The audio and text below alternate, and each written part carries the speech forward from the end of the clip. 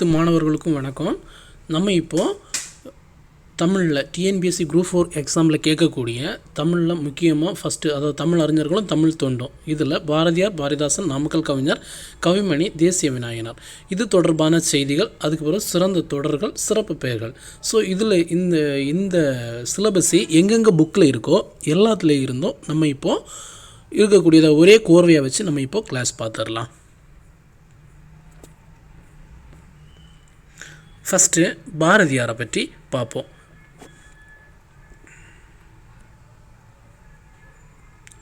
காணிநிலம். So இந்த பாடல் ஒன்று நீங்கள் படிக்க வேண்டாம். ஏன்னா இந்த பாரதியார் பாடல் எல்லாமே இதில் இருக்குன்னா உரைநடையில் இருக்குது. உரைநடையில் இருக்கிறதுனால நீங்கள் பாடல் படிக்க வேண்டிய அவசியம் இருக்காது. நீங்கள் ஜஸ்ட்டு இது இப்போ இந்த பொருள் மட்டும் நீங்கள் படித்தா போதும். அதாவது காணிநிலம், அதாவது காணின்னா பொருள் என்னென்னு சொல்கிறாங்கன்னா நில அளவை குறிக்கக்கூடிய சொல். மாடங்கள் அப்படின்னா என்னென்னா மாளிகையின் அடுக்குகள். சித்தம், உள்ளம். இது எந்த ஸ்டாண்டர்ட்னா 6th ஸ்டாண்டர்டு டேம் 1 இருக்கக்கூடியது தான் இந்த காணிநிலம். இனி இவரை பற்றி பார்த்துடலாம். அதாவது இந்த பாரதியார் 20ஆம் நூற்றாண்டை சேர்ந்தவர். இவருடைய இயற்பெயர் சுப்பிரமணியம். இவர் எட்டயபுரம் மன்னன் தான் இவருக்கு பாரதின்னு பட்டத்தை வழங்கியிருக்காரு. மண் உரிமைக்காகவும் பெண் உரிமைக்காகவும் பாடியவர் தான் பாரதியார். இவருடைய படைப்புகள் எதெல்லாம்னா பாஞ்சாலி சபதம், கண்ணன் பாட்டு, குயில் பாட்டு போன்ற நூல்களை இவர் இயற்றியிருக்காரு. இவ்வளோ தான் இந்த 6th ஸ்டாண்டர்டில் இருக்கக்கூடிய தகவல்.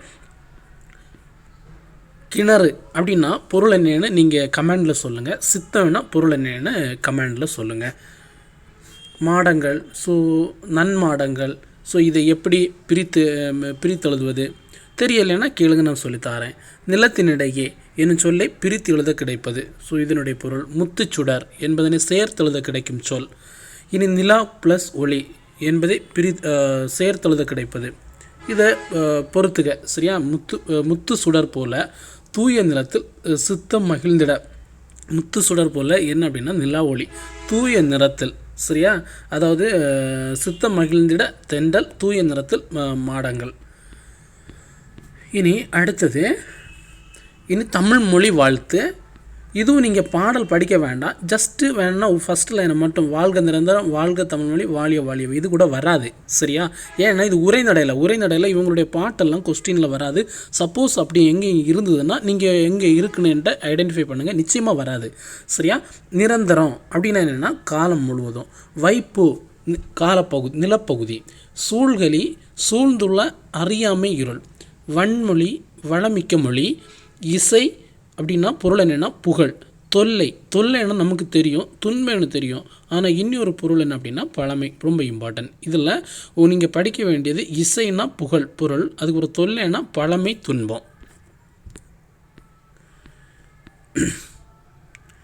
இனி அடுத்தது இவருடைய நூல்வழியை பார்ப்போம். நீங்கள் தைரியமாக இருக்கலாம், இந்த பாடல்லாம் வராது. ஏன்னா இவங்களை தூக்கி உரைநடையில் வச்சுருக்கிறதுனால இவங்களுடைய பாடல் வராது. பாடல் வரும் எதுனா செய்யுள்ள எந்தெந்த பாடல் இருக்கோ அது வரும். இது உரைநடையில் இருக்கக்கூடிய நிச்சயமாக பாடல் வராது. இவங்களுடைய இயற்பெயர் கேட்கலாம், இவங்களுடைய நூல் கேட்கலாம், இவங்களுடைய இதழ் கேட்கலாம். இப்படிப்பட்ட இவங்களை யார் போற்றினா இப்படிப்பட்டது தான் வருமே தவிர வேறு எதுவும் வராது. ஸோ நம்ம ஏற்கனவே சொன்ன போல தான் இவருடைய இயற்பெயர் சுப்பிரமணிய பாரதியார், சரியா? சுப்பிரமணியம். அதுக்கப்புறம் இவருக்கு இதழ் இந்தியா விஜயா முதலிய இதழ்களை இவர் நடத்தி வந்திருக்காரு. சந்திரியங்கதை, தராசு உள்ளிட்ட உரைநடை நூல்களையும் இவர் எழுதியிருக்காரு. வேறு சிந்துக்கு தந்தை, செந்தமிழ் தேனி, புதிய அறம்பாட வந்த அறிஞன், மரம்பாட வந்த மறவன் என்றெல்லாம் பாரதிதாசன் பாரதியாரை புகழ்ந்திருக்கார். ரொம்ப இம்பார்ட்டன்ட், சரியா? சிந்துக்கு தந்தை, செந்தமிழ் தேனி, புதிய அறம்பாட வந்த அறிஞன், மரம்பாட வந்த மறவன் என்றெல்லாம் பாரதிதாசன் இந்த பாரதியாரை புகழ்ந்திருக்கார். இவ்வளவும் போதும். இனி செந்தமிழே செங்கரும்பே செந்தமிழ் சீர்தூக்கு நந்தா விளக்கென்ன நாயகியே, சரியா? இது யாருன்னு கேட்பாங்க, அரங்கன்.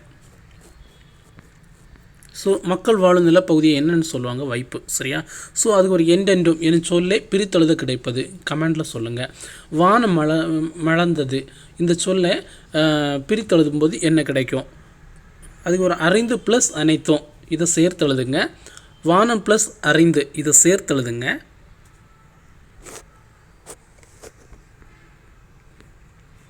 இனி காற்றே வா. இதுவரை நம்ம ஏற்கனவே பார்த்தது 8th ஸ்டாண்டர்டு தமிழில் உள்ளது. இனி பார்க்க போகிறது காற்றேவா. ஸோ இது எந்த ஸ்டாண்டர்ட்னு பார்த்துருவோமா? இது வந்து 10th ஸ்டாண்டர்டில் இருக்கக்கூடியது. காற்றேவா பாரதியார். ஸோ இந்த பாடலெல்லாம் நீங்கள் படிக்க வேண்டாம், பொருளை படிச்சுக்கோங்க. மயலுறுத்து மயங்கசை, பிராணரசம் அதாவது உயிர் வழி. நம்மள்ட்ட சொல்லுவாங்க இல்லையா, பிராணம் போகாது அப்படின்னு கேட்பாங்க எல்லாம், உயிர் வழி. சரியா? லயத்துடன் சீராக. இனி இந்த நூல் வழியை படிச்சுக்கோங்க. சுப்பிரமணியம் பாரதியார் அதாவது நீடுதொழில் நீக்க பாடி வந்த நிலா, சிந்துக்கு தந்தை, இப்படியெல்லாம் பாராட்டப்பட்டது யார் அப்படின்னா பாரதியாரை. யார் பாராட்டினா அப்படின்னா நம்மளுடைய பாரதிதாசன். எட்டயபுர ஏந்தல்னு சொல்லியிருக்காங்க. ஸோ எட்டயபுர மன்னன் தான் இவருக்கு பாரதியின் பட்டத்தை கொடுத்துருக்காரு. இனி குயில் பாட்டு, பாஞ்சாலி சபதம் முதலிய காவியங்களையும், சரியா, குயில் பாட்டு, பாஞ்சாலி சபதம் முதலிய காவியங்களையும், கண்ணன் பாட்டு, பாப்பா பாட்டு, புதிய ஆத்திச்சூடி, குழந்தைகளுக்கான நீதிகளையும் இவர் தந்திருக்காரு. இந்தியா, சுதேசமித்ரன், விஜயா. போன பாடத்தில் இந்தியா விஜயன்னு பார்த்தோம். இதில் எக்ஸ்ட்ரா ஒன்று இருக்குது, இந்தியா சுதேசமித்ரன் விஜயா, 3 இதழ்களை சரியா ஆசிரியராக பணியாற்றியிருக்காரு. பாட்டுக்கு ஒரு புலவன் என பாராட்டப்பட்டவர் பாரதியார். இவருடைய தொகுப்பில் உள்ள சரியா. ஓகே, அவ்வளோதான். இனி பாருங்கள், இது ரொம்ப இம்பார்ட்டன்ட், ஏற்கனவே கேட்ட கொஸ்டின்.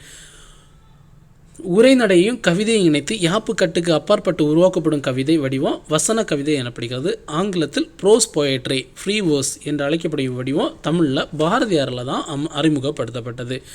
இவர் என்ன பண்ணியிருப்பார் அப்படின்னா, அதாவது செய்யுள், அதாவது யாப்பு அடிப்படையில் இவருக்கு பாடல் எழுதுறது ரொம்ப கஷ்டமாக இருந்தது. அவர் சொல்ல வரதை அவரால் என்ன செய்ய முடியலை அப்படின்னா கரெக்டாக எழுத முடியலை. அதனால் யாப்பு கட்டுக்கு அப்பாற்பட்டு அவருக்கு தோணுன மாதிரி பாட்டு எழுதினார்.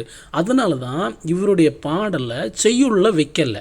செய்யுள் அடிப்படையில் எழுதினா மட்டும்தான் பாடலை செய்யுளில் வைப்பாங்க. ஆனால் இவருடைய பாடல் எல்லாமே செய்யுள் அடிப்படையில் எழுதப்பட்டது அல்ல. அதனால் இவரோட பாடலை தூக்கி எங்கே வச்சாங்க அப்படின்னா உரைநடையில் வச்சாங்க. சரியா? உரைநடையும் கவிதையும் இணைத்து யாப்பு கட்டுக்கு அப்பாற்பட்டு உருவாக்கப்படும் கவிதை வடிவம் வசன கவிதை எனப்படுகிறது. ஆங்கிலத்தில் இந்த வசன கவிதை ஆங்கிலத்தில் என்ன சொல்லுவாங்கன்னா ப்ரோஸ் போயட்ரி, அதாவது ஃப்ரீ வேர்ஸ் என்று அழைக்கப்படுகிறது. தமிழில் இந்த வடிவம் யாரால தான் அறிமுகப்படுத்தப்பட்டது அப்படின்னா இந்த பாரதியாரால் தான் அறிமுகப்படுத்தப்பட்டது. ஸோ உணர்ச்சி பொங்க கவிதை படைக்கும் இடங்களில் யாப்பு தடையாக இருப்பதை உணர்ந்த பாரதியார் இவ்வடிவத்தை இலகுவாக கையாண்டுள்ளார். ஸோ இனி புது கவிதை என்ற வடிவம் இவ்வசன கவிதையே புது கவிதை என்ற வடிவம் உருவாக காரணமாயிற்று அப்படின்னு சொல்கிறாங்க. இனி பாருங்கள், இது திக்குகள் எட்டும் சிதறி தக்க தீம் தரிகிட.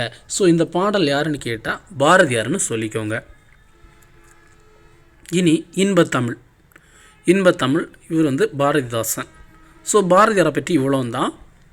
இனி 11th 12th ஒரு 2 லெசன் போல் இருக்கும். அதை நம்ம செகண்ட் பார்ட்டில் நம்ம படிச்சிடலாம். அதாவது நிர்மித்த அப்படின்னா உருவாக்கிய, சமூகம், மக்கள் குழு, விளைவு, வளர்ச்சி, அசதி, சோர்வு. இது வந்து 6th ஸ்டாண்டர்டில் இருக்கக்கூடியது. தமிழுக்கு பாரதிதாசன் எப்படியெல்லாம் பேர் வச்சுருக்காருன்னா அமுதுன்னு பேர் வச்சுருக்காரு, நிலவுன்னு பேர் வச்சுருக்காரு, மனம்னு பேர் வச்சுருக்காரு. இன்ப தரும் அந்த தமிழ் எங்கள் உயிருக்கு இணையானது. அதுக்கப்புறம் சமூக வளர்ச்சிக்கு நீரை போன்றது. தமிழ் வந்து சமூகம் வளர்கிறதுக்கு நீரை போன்றது. வாழ்வுக்காக உருவாக்கப்பட்ட, நம்ம வாழ்கிறதுக்கு என்ன வேணும்? ஊர் வேணும். வாழ்வுக்காக உருவாக்கப்பட்ட ஊர் ஆகும் தமிழ். அதுக்கு ஒரு நல்ல புகழ்மிக்க புலவர்களுக்கு கூர்மையான வேலை போன்றது இந்த தமிழ்னு சொல்கிறாங்க. அதாவது இன்ப தமிழ் எங்கள் சோர்வை நீக்கக்கூடிய தேனை போன்றது. அதுக்கப்புறம் வேறு என்ன சொல்லியிருக்காரு? அறிவுக்கு துணை கொடுக்கும் தோல் போன்றது. தமிழ் எங்கள் கவிதைக்கு வைரம் போன்ற உறுதிமிக்க வாளாகும். இது ஜஸ்ட் தெரிஞ்சு வச்சுக்கோங்க, அவ்வளோதான். இனி பாரதிதாசனுடைய இயற்பெயர் சுப்ரதினம். ஓகேவா? பாரதி யாருடைய இயற்பெயர்? சுப்ரமணி. சரியா? சுப்பிரமணி. ஆனால் பாரதிதாசனுடைய இயற்பெயர், அவருடைய இயற்பெயர் சுப்பு ரத்தினம். பாரதியாரின் கவிதை மீது கொண்ட பற்றின் காரணமாக தன்னுடைய பெயரை பாரதிதாசன் மாற்றிக்கொண்டார். தம் கவிதைகளில் பெண் கல்வி, கைம்பெண் மறுமணம், பொது உடைமை, பகுத்தறிவு முதலான புரட்சிகரமான கருத்துக்களை பாடுபொருளாக பாடியுள்ளார். எனவே இவர் புரட்சி கவி என்று போற்றப்படுகிறார். சரியா?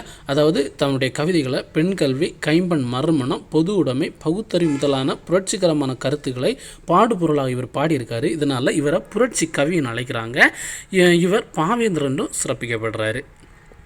வேறு தமிழை உயிரை வணக்கம், தாய்ப்பிள்ளை உறவமாக உனக்கும் எனக்கும், அமிழ்தே நீ இல்லை என்றால் அத்தனையும் வாழ்வில் கசக்கும் புளிக்கும், தமிழை உன்னை நினைக்கும், தமிழன் என் நெஞ்சம் இனிக்கும். ஸோ இந்த பாடலுடைய ஆசிரியர் காசி ஆனந்தன்.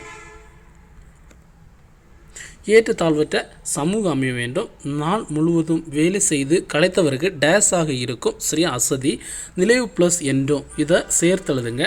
தமிழ் ப்ளஸ் எங்கும் இதையும் சேர்த்தெழுதி கமெண்டில் சொல்லுங்கள். அமுதன்று இதை பிரித்து நம்மளுடைய கமெண்டில் சொல்லுங்கள். செம்பயிர் என்று சொல்லி பிரித்து இதை நம்மளுடைய கமெண்டில் சொல்லுங்கள்.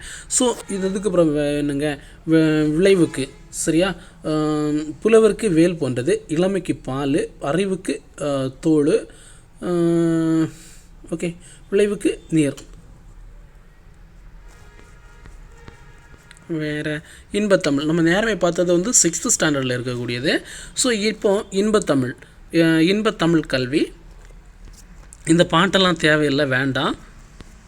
இந்த இதை மட்டும் படிச்சுக்கோங்க. பொருளை எத்தனிக்கும் அப்படின்னா முயலும், வெர்பு மலை, கழனி வயல், நிகர்னா சமம், பருதினா நம்மளுக்கு தெரியும் கதிரவன், அன்னதோர் அப்படி ஒரு, கார்முகில் மலைமேகம், துண்டி இருந்தார் உறங்கி இருந்தார்.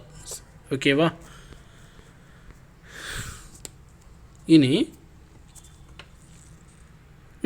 பாரதிதாசனை பற்றி பார்த்துடலாம். ஓகே, இதில் என்ன எக்ஸ்ட்ரா கொடுத்துருக்கு, அதாவது இவருடைய நூலை படிச்சுக்கோங்க. பாண்டியன் பரிசு, அழகின் சிறப்பு, இசை அமுது, இரண்ட வீடு, குடும்ப விளக்கு, கண்ணகி புரட்சி காப்பியம். இது ரொம்ப இம்பார்ட்டன்ட். பாண்டியன் பரிசு, அழகின் சிறப்பு, இசை அமுது, இரண்ட வீடு, குடும்ப விளக்கு, கண்ணகி புரட்சி காப்பியம் இவருடைய நூல்கள். பிசிராந்தியார் என்னும் நாடக நூலுக்கு இவருக்கு சாகித்ய அகாடமி விருது கிடச்சி. கேட்பாங்க, பிசிராந்தியார் இவருக்கு எந்த நூலுக்காக சாகித்ய அகாடமி விருது கிடச்சி கேட்பாங்க. பிசிராந்தியார் என்னும் நாடக நூலுக்கு தான் இவருக்கு சாகித்ய அகாடமி விருது கிடச்சி. பெண்களுக்கு நிகராக பாரதிதாசன் கூறுவது எது? இப்போ ஆன்சர் பண்ணுங்கள். அதுக்கப்புறம் ஓகே, நானே சொல்லிடுறேன். மயில். சரியா, மலையை குறிக்கும் சொல். சரியா, வெர்பு. ஏடெடுத்தேன் என் சொல்லை பிரித்தெழுதுங்க. கமெண்டில் சொல்லுங்கள். துயின்றி இருந்தார் இந்த சொல்லை பிரித்தெழுதுங்க. என்று ப்ளஸ் உரைக்கும் இந்த சொல்லை சேர்த்தெழுதுங்க. சரியா, அதுக்கப்புறம் பொறுத்துக்க. கழனின்னா உங்களுக்கு தெரியும் வயல், நிகரனா சமம், பருதினா கதிரவன், முயலனா மேகம். குடும்ப விளக்கு. ஸோ இது பாரதிதாசன். சரியா, ஸோ இதுவும் இந்த கல்வி இல்லாத பெண்கள் கலர் நிலம், அந்நிலத்தில் புல் விளைந்திடலாம், நல்ல புதல்வர்கள் விளைந்ததில்லை. ஸோ இது ஏற்கனவே கேட்டிருக்காங்க. ஸோ அதனால் இந்த லைனை மட்டும் இது பண்ணி வச்சுக்கோங்க. இனி பொருள் படிச்சுக்கோங்க. கலர் நிலம் அப்படின்னா பண்படாத நிலம். நவிழல் சொல்லல், நவிழல் சொல்லல். வேறு வையோன்னா உலகம். மாக்கடல் அப்படின்னா பெரிய கடல். இனி ஏற்றுக, செய்க. மின்னாலை, மின்னலை போன்றவளை, மின்னாள் ஒளிர மாட்டாள். ரெண்டுக்கும் வித்தியாசம் தெரியும். மின்னாலைனா மின்னலை போன்றவளை, மின்னாள் அப்படின்னா ஒளிர மாட்டாள். இனி தணல்னா நெருப்பு. தாலி சமைக்கக்கூடிய கலனை தான் தாலின்னு சொல்லுவாங்க. அணித்து, அருகில். தவிர்க்கவுனா அதாவது தவிர்க்க இயலாத. யாண்டும், எப்பொழுதும். போதும். இனி இலக்கண குறிப்பை படிச்சுக்கோங்க. பகுபத உறுப்பு இலக்கணம் நம்மள்கிட்ட கொஸ்டின் கேட்க மாட்டாங்க. இலக்கண குறிப்பையும் படிச்சுக்கோங்க. அதாவது மாக்கடல் அதாவது உரிச்சொல். சரியா, உரிச்சொல் தொடர். ஸோ இந்த கிளாஸ் உங்களுக்கு நான் தனியாக சொல்லித்தரேன் இந்த இலக்கணம். ஸோ இப்போ இதை படிச்சுக்கோங்க. மாக்கடல் உரிச்சொல் தொடர். ஆக்கல் தொழில் பெயர். பொன்னே போல் உவம உருபு. மலர்க்கை உவம தொகை. வில்வாள் உண்மை தொகை. தவிர்க்க உணா ஈறுகட்ட இதமான பெயரச்சம். இனி நூல்வழி ரொம்ப ரொம்ப இம்பார்ட்டன்ட். அதாவது கற்ற பெண்ணின் குடும்பமே பல்கலைக்கழகமாக மிளிரும் என்பதை காட்டுகிறது. அதாவது குடும்ப விளக்கு கற்ற பெண்ணின் குடும்பமே பல்கலைக்கழகமாக மிளிரும் என்பதை காட்டுது. இனி வேறு என்ன சொல்லியிருக்கு? பெண்ணுக்கு கல்வி முதன்மையானதும் இன்றியமையானதும் ஆகும் இந்த நூல். சரியா, இந்த நூல் அதாவது இந்த குடும்ப விளக்கு 5 பகுதிகளாக பகுக்கப்பட்டுள்ளது. ரொம்ப இம்பார்ட்டன்ட். குடும்ப விளக்கு எத்தனை பகுதிகளாக பிரிக்கப்பட்டிருக்குன்னு கேட்பாங்க. 5 பகுதிகளாக பகுக்கப்பட்டிருக்கு. 2ஆம் பகுதியில் விருந்தோம்பல் தலைப்பில் உள்ள தலைவியின் பேச்சில். ஓகே, தேவையில்லை. இனி பாரதிதாசனுடைய இயற்பெயர் நமக்கு தெரியும், கனக சுப்ரத்தினம். இனி பாரதியின் கவிதை மீது கொண்ட ஈர்ப்பினால தான் பாரதிதாசனோட தன்னுடைய பெயராக மாற்றிக்கொண்டார். இவருடைய நூல்கள் பாண்டியன் பரிசு, அழகின் சிரிப்பு, இரண்ட வீடு, குடும்ப விளக்கு. எக்ஸ்ட்ரா ஒன்று இருக்குது, தமிழ் இயக்கம். அங்கே என்ன இருந்து கண்ணகி புரட்சி காப்பியம் அப்படின்னு ஒன்று இல்லை. ஸோ இந்த ரெண்டையும் நீங்கள் மர்ஜ் பண்ணி எழுதி வச்சுக்கோங்க. வேறு லாஸ்ட்டாக ஒரு பாயிண்ட் தான், பிசிராந்தியார் நாடக நூலுக்கு தான் இந்த ஆளுக்கு சாகித்ய அகாடமி விருது கிடச்சிது. இது ரொம்ப இம்பார்ட்டங்க. பட்டங்கள் ஆள்வதும் சட்டங்கள் செய்வதும் பாரினில் பெண்கள் நடத்த வந்தோம் பாரதி. மங்கையராய் பிறப்பதற்கு நல்ல மாதவிடம் செய்திடல் வேண்டுமம்மா. கவிமணி. சரியா? இனி பெண் எனில் பேதை என்ற எண்ணம் இந்நாட்டில் இருக்கும் வரை உருப்படல் என்பது சரிபடாது என்று சொன்னது அப்படின்னா பாவேந்தர் பாரதிதாசன். இந்த மூணுமே உங்களுக்கு ஞாபகம் வச்சுக்கணுங்க. பட்டம் விடுறது பாரதி தான் நல்லா பட்டம் விடுவாருன்னு நினச்சிக்கோங்க, பாரதி. சரியா? மங்கையரை பற்றி பேசு வந்தாலே யார் தான்? நம்மளுடைய கவிமணி. சரியா? மணிமணியாக பேசுவார் மங்கையரை பற்றி. அதுக்கு ஒரு பெண் எனில் பேதை என்ற எண்ணம் நாட்டில் இருக்கும் வரை. சரியா? பாரதிதாசன். ஓகேவா? பெண்களை பற்றி நல்லா பேசுவார். ஓகேவா? அதாவது இந்த மங்கைன்னு சொல்லும்போது என்ன சொல்ல, அந்த சின்ன பிள்ளைங்களை பற்றி. ஓகேவா? மங்கையராய் பிறப்பதற்கு நல்ல மாதவம் செய்திடல் வேண்டும், சின்ன குழந்தைய பற்றி கவிமணி. சரியா? பெண்ணெனில், பெண்ணுன்னா கொஞ்சம் வளர்ந்தவளை தான் பெண்ணுன்னு சொல்லுவாங்க. சரியா? பெண் எனில் பேதை என்ற எண்ணம் நாட்டில் இருக்கும் வரை உருப்படல் என்பது சரிபடாது, பாவேந்தர். இனி எங்கள் தமிழ். ஓகேவா? ஸோ இன்னி அதுக்கப்புறம் இப்போ பாரதியாரை பற்றி படிச்சுட்டோம், பாவேந்தரை பற்றி படிச்சுட்டோம். இன்னி பார்க்க போகிறது நாமக்கல் கவிஞரை பற்றி படிக்க போகிறோம். ஓகேவா? ஊக்கிவிடும், ஊக்கப்படுத்தும், விரதம், நோன்பு, குறிக்கோள், பொழிகின்ற, தருகின்ற, இது மட்டும் படித்தா போதுங்க. சரியா? அதுக்கு ஒரு வேறு என்னென்னா நாமக்கல் கவிஞர். ஓகே, இவர் தமிழறிஞர், கவிஞர், விடுதலை போராட்ட வீரர் என பன்முகத்தன்மை கொண்டவர். காந்தியடிகளின் கொள்கையால் ஈர்க்கப்பட்டு காந்தியத்தை பின்பற்றியதால் காந்திய கவிஞர் என்றும் அழைக்கப்படுகிறார். சரியா? காந்தியனுடைய கொள்கையால் ஈர்க்கப்பட்டு காந்தியத்தை இவர் பின்பற்றாரு. அதனால் நாமக்கல் கவிஞரை என்ன சொல்கிறாங்கன்னா காந்திய கவிஞர்னு அழைக்கப்படுகிறார். தமிழகத்தினுடைய முதல் அரசவை கவிஞராக விளங்கியவர். சரியா? அதுக்கப்புறம் மலைக்கள்ளன், நாமக்கல் கவிஞர் பாடல்கள், என் கதை, சங்கொலி, இவருடைய நூல்கள் ரொம்ப இம்பார்ட்டன்ட்ங்க. மலைக்கள்ளன், நாமக்கல் கவிஞர் பாடல்கள், என் கதை, சங்கொலி, இவருடைய நூல்கள். இனி கத்தியின்றி ரத்தமின்றி யுத்தம் என்று வருகிறது, சத்தியத்தை நித்தியத்தை நம்பும் யாரும் சேருவேர். ஸோ இந்த பாடலுடைய ஆசிரியர் நாமக்கல் கவிஞர் வே. ராமலிங்கனார். நெறி. சரியா? வழி. அதுக்கு ஒரு குரல் ஆகும், இதை பிரித்தெழுதுங்க. வான் கூட்டல் ஒலி, இதை சேர்த்தெழுதுங்க. இனி ஆசிய ஜோதியை பற்றி பார்த்துடலாம். ஸோ அதாவது நம்மளுடைய புத்த பிரான் இருக்கார்ல, அவர் அரச வாழ்வை துறந்து நள்ளிரவில் இந்த அரண்மனையை விட்டு வெளியில் வந்துவார். புத்தர் ஒரு அரச வாழ்வு. சரியா? ஒரு அரச வாழ்க்கையை வாழ்ந்தவர். அவர் இந்த நள்ளிரவில் அரண்மனையை விட்டு வெளியில் வந்துடுவார். இனி பிம்பிசார மன்னனுடைய யாகத்துக்காக ஆடுகள் என்ன செய்கிறாங்க அப்படின்னா கொண்டு போகிறாங்க. சரியா? கொண்டு செல்லப்பட்டன. அவற்றின் நடுவில் அடிபட்டு வலியால் துடித்து கொண்டிருந்த ஆட்டுக்குட்டியை புத்தர் தம்முடைய தோளில் சுமந்து சென்றார். யாகசாலை அடைந்தார். மன்னனுக்கு அறிவுரை கூறுறாரு. இந்த நாடங்கும் உயிர்கொலையை தடுத்து நிறுத்துறாரு. சரியா? அதாவது இதில் ரொம்ப அழகாக இருக்கும் இந்த பாடல். இதை வேணால் படிச்சுக்கோங்க. சரியா? நின்றவர் கண்டு நடுங்கினாரே ஐயன், நேரிலே நிற்கவும் அஞ்சினாரே, துண்டு கருணை நிறைந்த வள்ளல் அங்கு சொன்ன மொழியை கேளும் ஐயா, வாழும் உயிரை வாங்கிடல் இந்த மண்ணில் எவருக்கும் எளிதாகும், வீழும் உடலை எழுப்புதலோ ஒரு வேந்தன் நினைக்கிலும் ஆகாதே. சரியா? இதெல்லாம் கொஸ்டின் வராது. ஜஸ்ட்டு வேணால் படித்து வச்சுக்கோங்க, ரீட் பண்ணி வச்சுக்கோங்க, அவ்வளோதான். பொருளை படித்து வச்சுக்கோங்க. அஞ்சினர் பயந்தனர், கருணை இரக்கம், விழும் ஆகாது முடியாது, நீள் நிலம் பரந்த உலகம், கும்பி. சரியா? அதாவது முற்றும் முழுவதும், மாறினா மழைன்னு தெரியும். இதில் ரொம்ப இம்பார்ட்டன்ட் கும்பி அப்படின்னா வயறு, பூதளம் பூமி. சரியா? இதை படிச்சுக்கோங்க. கும்பி வயறு, பூதளம் பூமி. வேற என்ன? ஓகே, இந்த கதையை ஜஸ்ட் வேணா ரீட் பண்ணி வச்சுக்கோங்க, அவ்வளோதான். இவரை பற்றி பாருங்கள். கவிமணி தேசிய விநாயகனார் 20ஆம் நூற்றாண்டில் வாழ்ந்தவர். சரியா? 36 ஆண்டு ஆசிரியராக இவர் பணியாற்றியிருக்காரு. அதுக்கப்புறம் கவிமணி எனும் பட்டத்தையும் இவர் பெற்றிருக்காரு. ஆசிய ஜோதி ஆங்கிலத்தில் எட்வின் அர்னால்ட் என்பவர் எழுதிய லைட் ஆஃப் ஏஷியா என்னும் நூலை தழுவி எழுதப்பட்டது. அந்த லைட் ஆஃப் ஏஷியாவில் எதை பற்றி சொல்ல போயிருக்கோம் அப்படின்னா புத்தரை பற்றி பேசியிருக்கோம். அதாவது இந்த கவிமணி தேசிய விநாயகனார் இது அவராக ஓனாக க்ரியேட் பண்ணதில்லை. லைட் ஆஃப் ஏஷியான்னு சொல்லக்கூடிய ஒரு ஆங்கில நூல், அதை எழுதுனது எட்வின் அர்னால்டு. அந்த நூலை படிச்சுக்கிட்டு தான் அவர் ஆசிய ஜோதி, சரியா, லைட் ஆஃப் ஏஷியான்னு சொல்லக்கூடியது ஆசிய ஜோதியின் பெயர் மாற்றி அதை தமிழில் மொழிபெயர்த்து இருப்பார். இந்த நூலுடைய அதில் யாரை பற்றி பேசியிருக்கோம்னா புத்தரை பற்றி பேசியிருக்கோம்.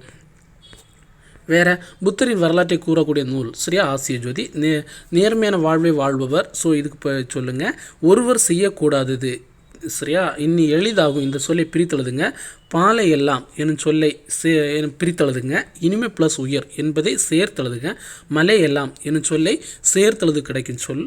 ஓகேவா? அதுக்கப்புறம் வருமுன் காப்போம். இந்த வருமுன் காப்போம் இதுவும் அழகாக எழுதியிருப்பார். இது வந்து கவிமணி தேசிய விநாயகனார் தான். இந்த பொருள் மட்டும் படிச்சுக்கோங்க. அது பாடலெலாம் உங்களுக்கு வராது, உண்மையிலேயே வராதுங்க. எங்கேயாச்சும் இங்கே இருந்து வரும் அப்படின்னா நீங்கள் கமெண்டில் சொல்லுங்கள், நம்ம பார்த்துடலாம். நித்தம் நித்தம் நாள்தோறும் மட்டு அப்படின்னா அளவு, சுண்ட நன்கு, வையம் உலகம், பேணுவியல் பாதுகாத்தல், திட்டுமுட்டு தடுமாற்றம். இனி கவிமணி என போற்றப்படும் தேசிய விநாயகனார் குமரி மாவட்டம் தேரூரில் பிறந்திருக்காரு. 36 ஆண்டு ஆசிரியராக பணியாற்றியிருக்கார். கொஞ்சம் இதில் எக்ஸ்ட்ரா பாயிண்ட்ஸ் இருக்குது கவிமணியை பற்றி. இவர் நம்மளோட கன்னியாகுமரி மாவட்டத்தில் பிறந்திருக்காரு, அதுவும் தேரூரில் பிறந்தவர். 36 வருஷம் ஆசிரியராக பணியாற்றியிருக்காரு.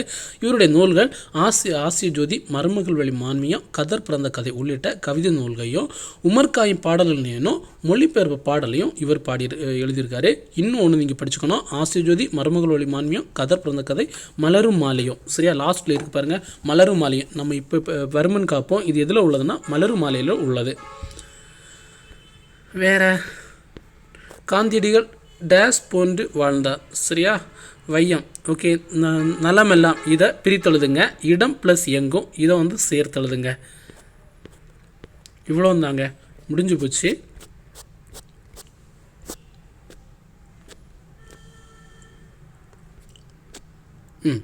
அதாவது இப்போ பாரதியாரை பற்றி பார்த்துட்டோம், பாரதிதாசனை பற்றி பார்த்துட்டோம், நாமக்கல் கவிஞரை பற்றி பார்த்துட்டோம், கவிமணி தேசிய விநாயகனரை பற்றி பார்த்துட்டோம்.